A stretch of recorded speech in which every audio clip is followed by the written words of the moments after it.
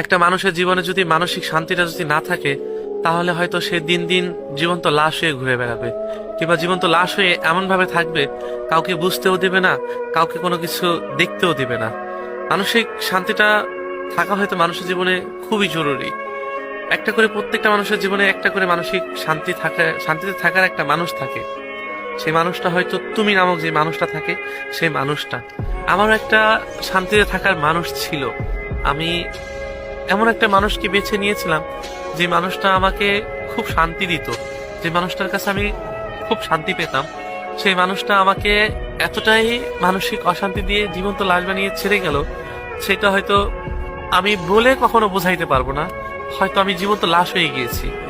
হয়তো ভিতরে যে আত্মাটা মরে যায় একটা মানুষের জন্য, বা আত্মাটা বারবার তাকে ফিরে পেতে চায়, সেই মানুষটা তো আর কখনো ফিরবে না। এর জন্য হয়তো জীবন্ত লাশ হয়ে থাকা ছাড়া কোনো উপায়